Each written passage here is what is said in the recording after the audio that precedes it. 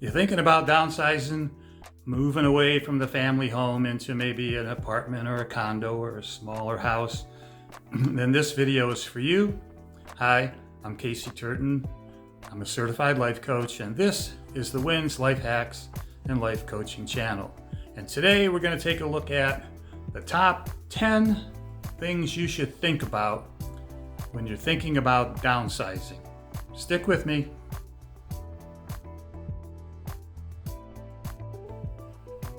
So let's start with number 10, emotional attachment. You might have been in your house for some years, raised your kids, have your friends, and certainly the decision to downsize has some emotions that you're going to need to deal with. So be ready for that. We downsized about 4 years ago from Eastern North Carolina down here to the beach, and it took us some months to work through the final decision to sell the old home and move here. Number 9, trying to decide what to keep. You know, you accumulate so much over the years, and your house is full of practical things and stuff you just kept because you wanted to remember old memories by. I know the hardest thing I gave up was my kayak because I loved it, but I don't know the ocean, and I'm not going to go kayaking and have a great white shark have me for dinner. So take an inventory of what you're going to keep and what you're going to throw out based upon the size of your new residence. Number 8, financial considerations. Create a budget, then double it. That's what we found out the hard way. Selling a home or moving into a new residence, there's always hidden surprises, repairs that have to be made, insurance goes up, etc., etc. Plan carefully on the money part. Number 7, decluttering. Yard sales, old clothes, stuff from the kitchen, down in the basement, out in the garage. It's hard, but you got to go through it. You can't have enough space in your new downsized home to fit everything you have currently. So time to get those large trash bags out and start throwing stuff out or selling it. I got so frustrated I just ended up giving it to a church. Number 6, adjusting to a smaller living space. Probably if you're downsizing, that means you're going from a larger residence to a smaller place to live, like condo or apartment, as we said. So those days when you could sneak out to your man cave or get away from the husband for a little while, they're gonna be gone. You're gonna find yourself maybe bumping into each other a little bit more. So you got to get used to that, okay?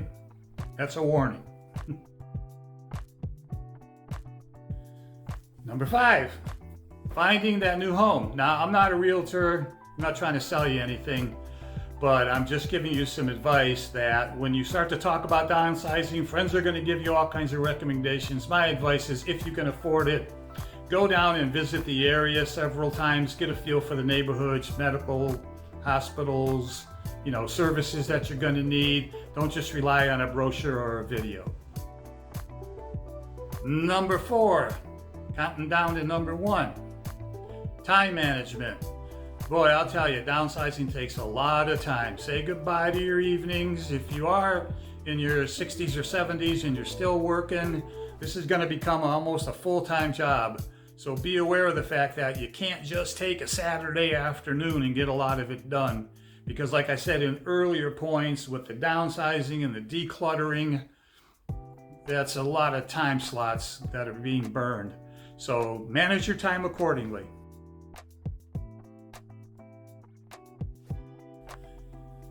Number 3, just the pure physical strain of moving.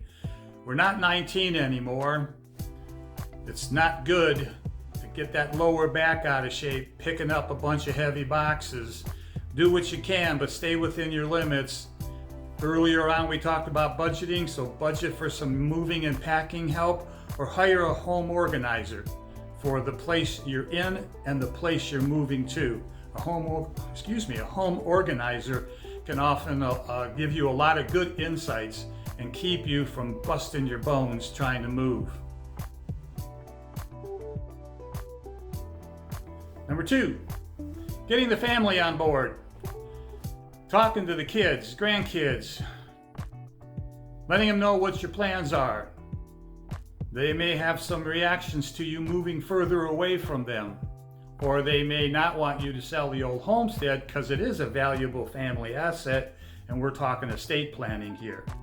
Which if you do start selling assets, do get a good estate planner to understand what's going on in the new state you might be moving to. But please keep your family in the loop. Don't just drop a surprise on them. Hey, we're relocating to Juneau, Alaska.